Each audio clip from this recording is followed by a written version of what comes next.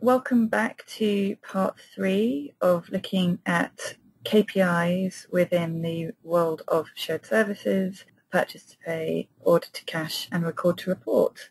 In part 3, I'm going to be interviewing Grant Fitzwilliam from 3C Insight on the chief KPIs within order to cash. So Grant, nice to have you here with us. And maybe I can start with asking you, what are the 3 must-have KPIs within the order to cash process? Susie, I'm going to address that with a slightly narrower focus on customer to cash, since that's typically what I see in shared services organizations. And from that perspective, obviously number 1 is days sales outstanding, always the most important measure in this space.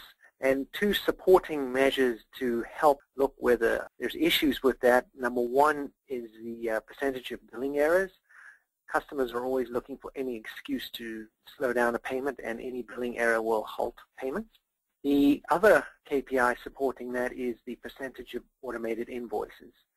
Now, this is a lot harder than the procure-to-pay side, because typically you're dealing with customers who are mandating certain automation methods, and you're typically going to have to support many different automation methods to be able to get a really high overall rate within your invoice automation KPI.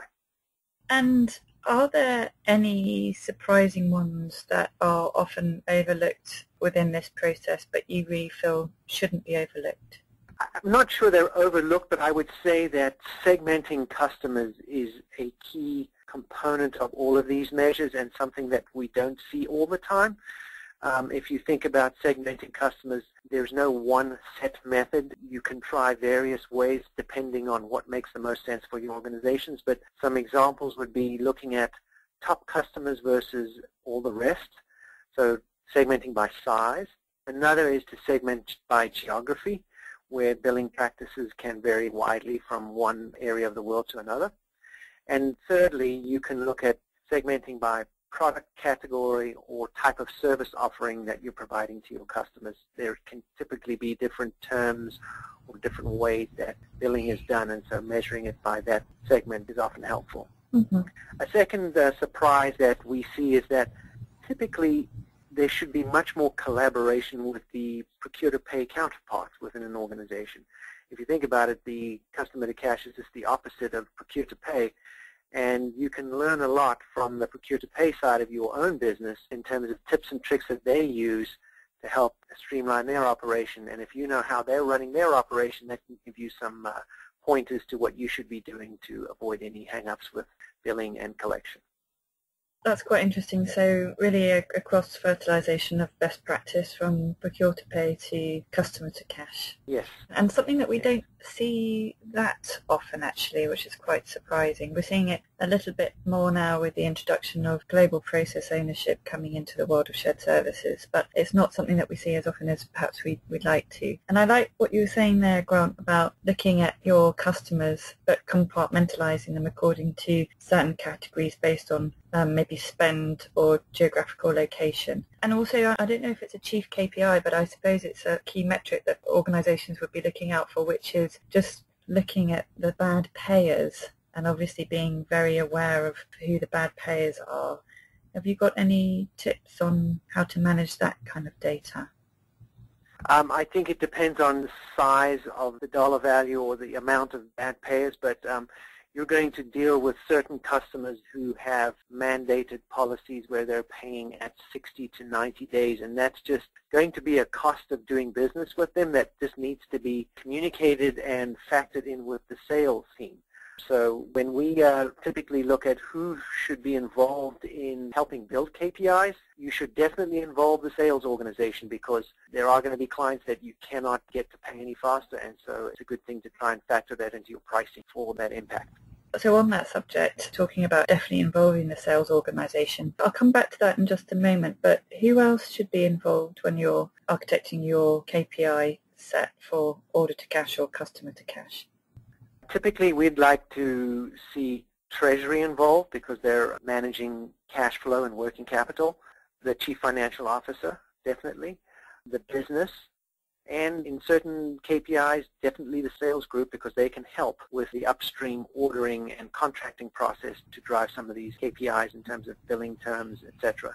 And then finally, it's also worthwhile, as we talked about in an earlier question, having the procure-to-pay folks involved, because they can help tell you what they're measuring, and that'll help you dovetail your measures into what your customers are looking to do as well. Mm-hmm. I'm sure many companies listening to, or many viewers listening to this right now, will be kind of sympathetic to the idea that for salespeople to be proactively involved or excited by helping the finance function build KPIs is quite a challenging thing to do sometimes. We all know that salespeople are often much more excited about being out there and closing a deal rather than being involved in a discussion with finance or the kind of the customer to cash process people to try and make sure that the KPIs that are in place can be met by their customers or communicated to their customers.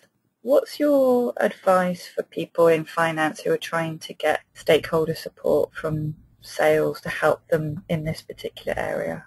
I think you have to have the CFO and the treasury folks involved in those conversations, because they're the counterbalance to the sales folks by explaining and promoting the fact that working capital is an important measure of a company's success. And if you're facing off with sales from a customer to cash perspective only, yes, you will have challenges. But if you get the treasury and the CFO involved, then they can help strengthen the argument that tracking day sales outstanding, and if there's anything that sales is doing that might be making life more difficult, for example, having one-off terms or unique contracts or giving customers certain leniences, that's fine, but then the Treasury and the CFO need to be aware that those are some of the drivers that are going to be causing impediments in getting day sales outstanding down.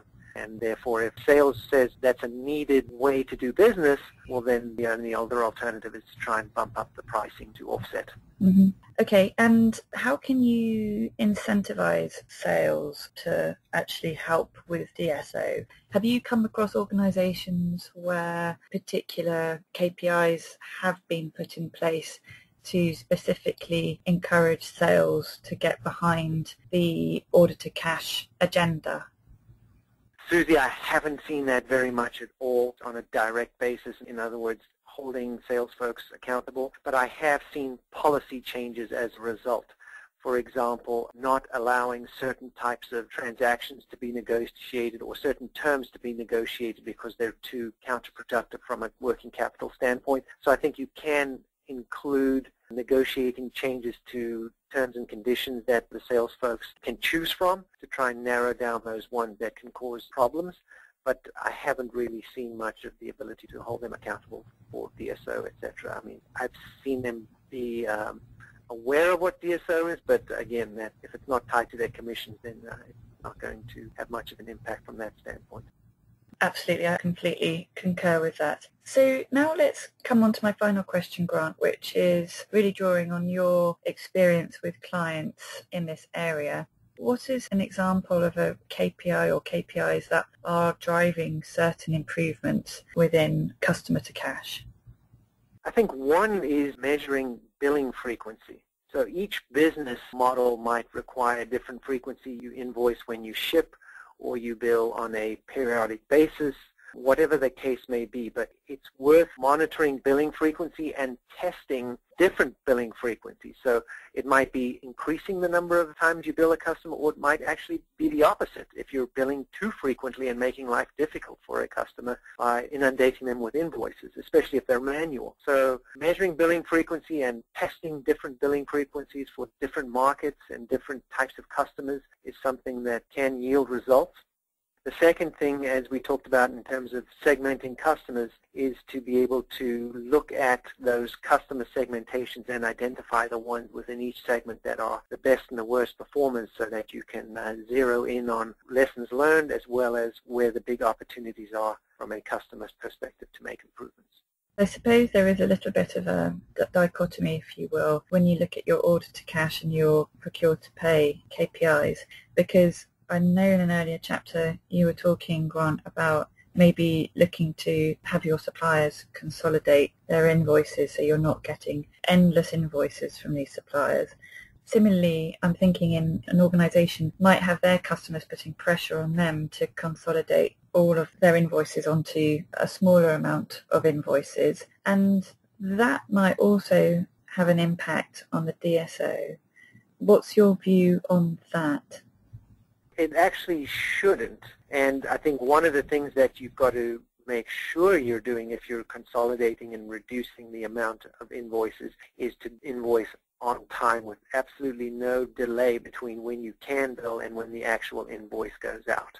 So typically the consolidation problem arises when you're sending customers a lot of manual invoices. So another idea is to say, we'll agree to invoice you in a more consolidated fashion, but we want to invoice you electronically. So use the negotiation to your advantage by negotiating electronic invoicing and thereby offsetting any potential impact to DSO. Grant Fitzwilliam, thank you very much indeed.